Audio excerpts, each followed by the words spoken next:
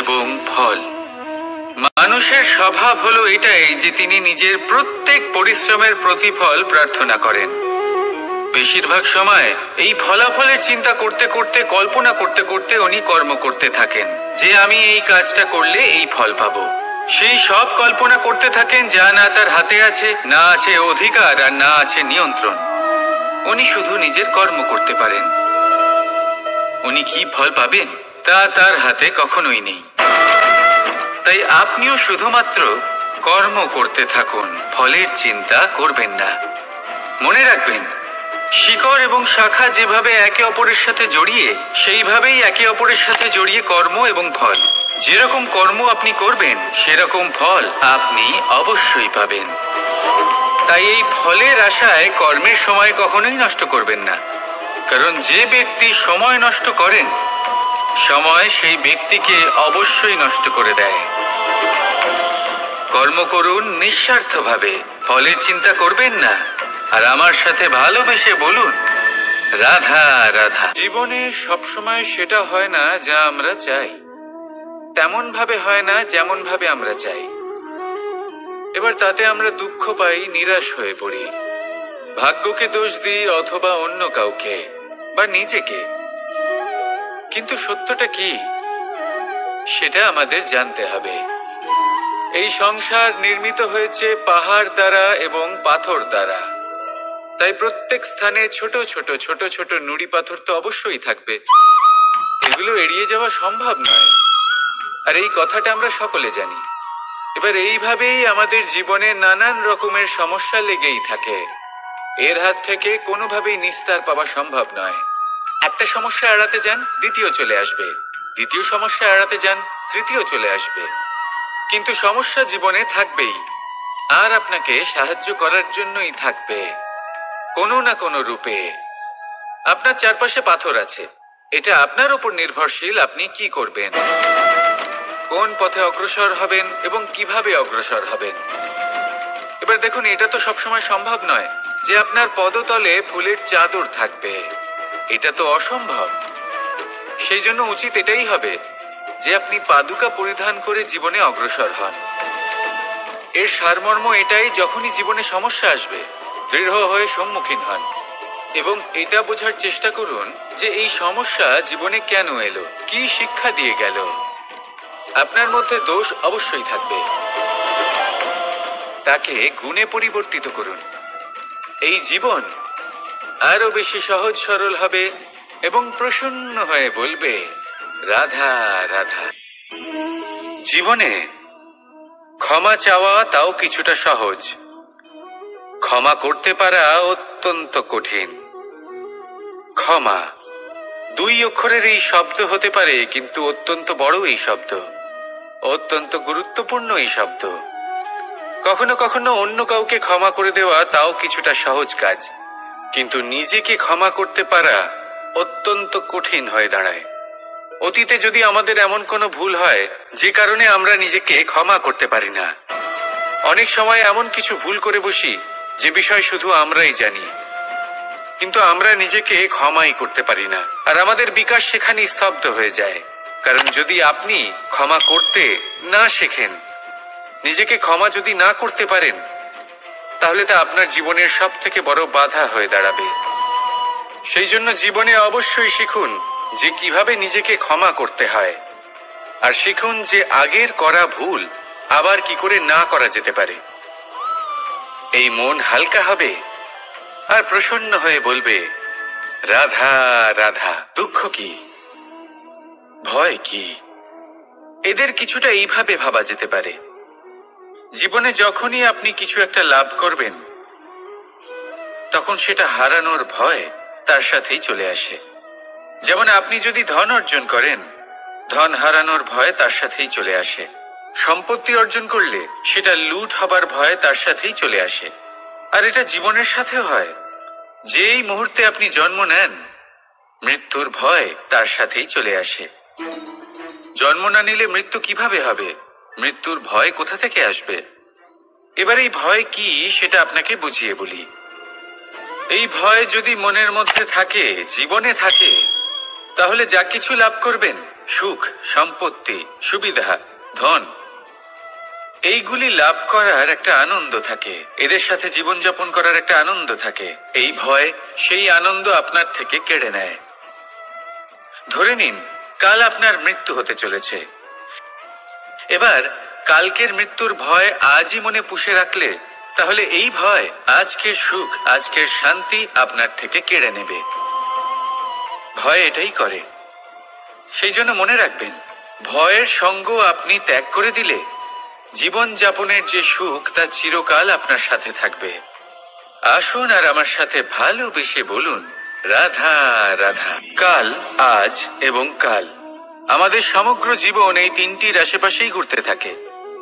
আমরা সবসময় বিগত সময়ের বিষয়ে ভাবতে থাকি। অতীতে যদি আমাদের দ্বারা কোনো ভুল হয়, সেই বিষয়ে ভেবে ভেবে আমরা সবসময় অনুতাপ করতে থাকি। এটা উচিত নয়।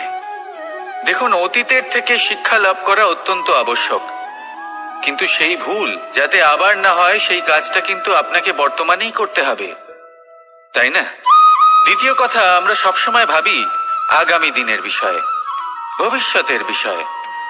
আমরা ভাবি যে কাল করে নেব, আজ এই কাজ করতে পারছি না, কোনো ব্যাপার নয়, কাল করে নেব।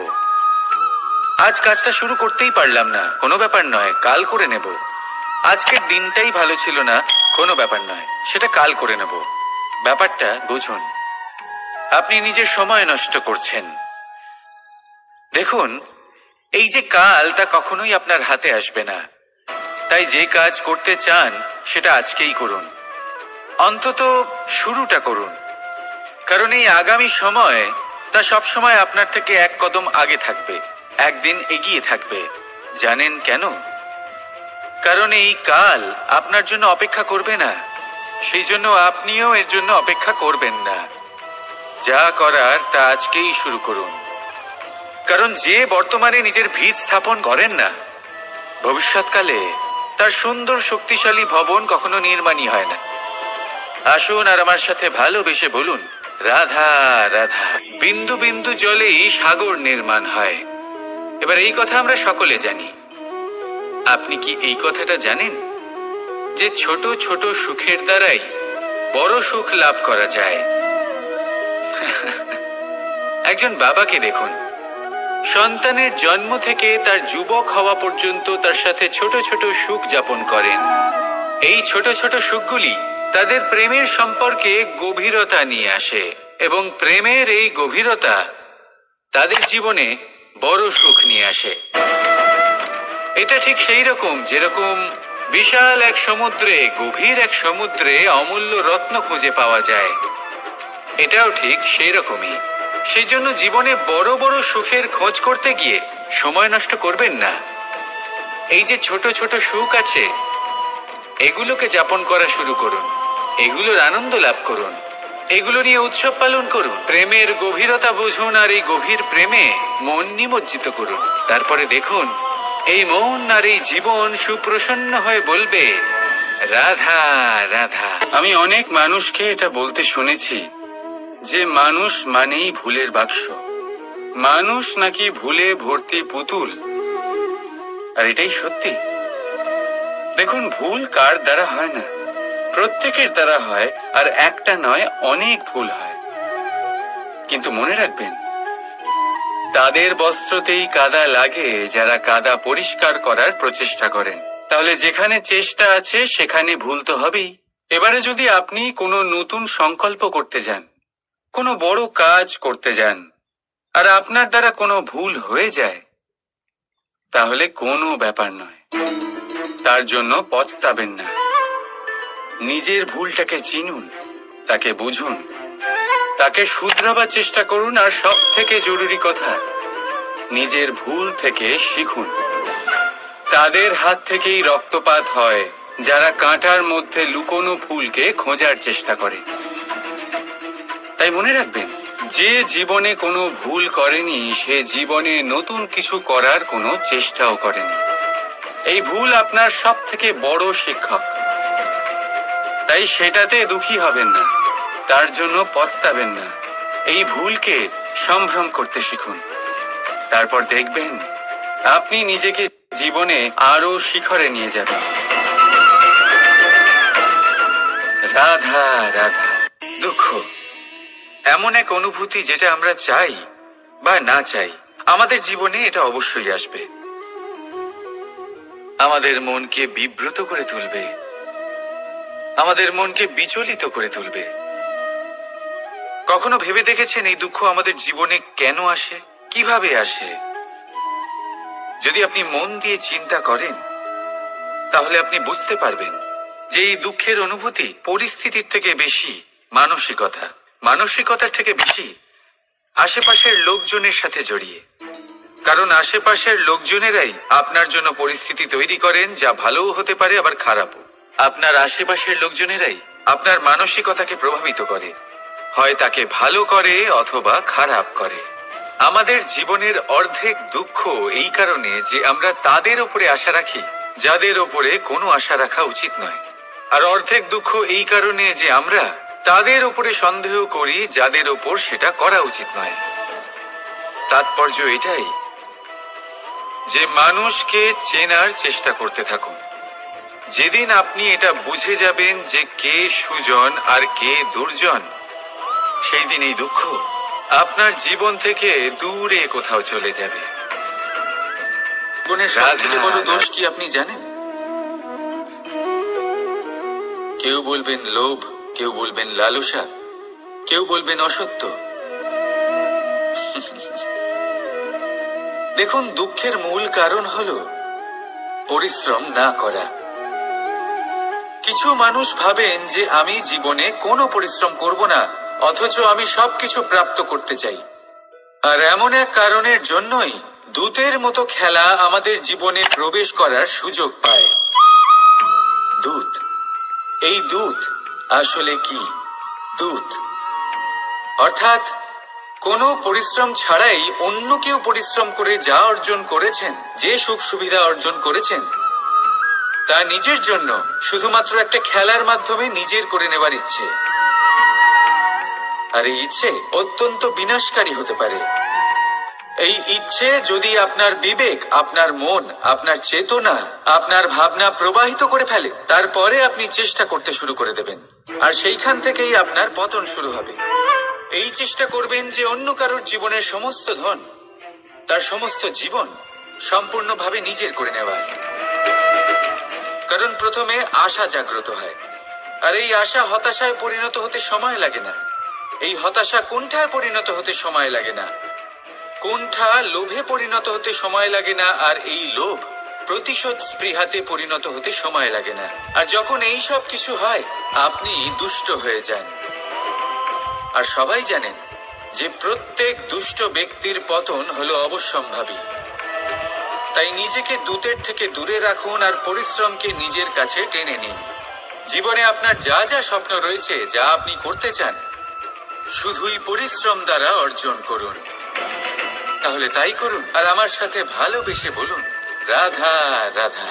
কথায় বলা হয়, জীবনে ভালোবাসাই হলো সুখের মূল। এটা সত্য। এবার প্রশ্ন হলো এটাই যে এই ভালোবাসা কার সাথে করা উচিত। যদি আপনি কিছুক্ষণের জন্য সুখ পেতে চান, তাহলে ভালোবাসুন নিজের রুচি মতো। যদি আপনি কিছুদিনের জন্য সুখ পেতে চান, ভালোবাসুন নিজের বন্ধুদের। যদি আপনি কয়েক মাসের জন্য, কয়েক বছর বা অনেক বছরের জন্য সুখী হতে চান, তাহলে ভালোবাসুন নিজের পরিবারকে, মাতা পিতা, নিজের সন্তান, স্বামী স্ত্রী, নিজের আত্মীয়দের। কিন্তু যদি আপনি চিরকালের জন্য সুখী হতে চান, তাহলে ভালোবাসতে হবে শুধু নিজের কর্মগুলিকে। কারণ সম্পর্ক যেমনই হোক না কেন, কখনো না কখনো ভেঙে যাবেই। এই সংসার হলো এমনই যে যাদের সঙ্গ আমরা পাই, তাদের সঙ্গ একদিন ত্যাগ করতে হয়। শুধু কর্মই হলো এমন এক সঙ্গ যা কখনো আপনাকে ত্যাগ করবে না। আপনার মৃত্যুর পরেও এই কর্ম আপনাকে বাঁচিয়ে রাখবে। তাই সবসময় মনে রাখবেন, এই কর্ম ধর্ম মনে করে পালন করা উচিত। জীবনের শেষ মুহূর্ত পর্যন্ত কর্মকে ভালোবাসুন। জীবনের শেষ মুহূর্ত পর্যন্ত সুখে থাকবেন। আর আমি তো সবসময় বলি, শুধু কর্ম করতে থাকো, ফলের চিন্তা করো না। তাহলে আসুন আর আমার সাথে ভালোবেসে বলুন, রাধা রাধা।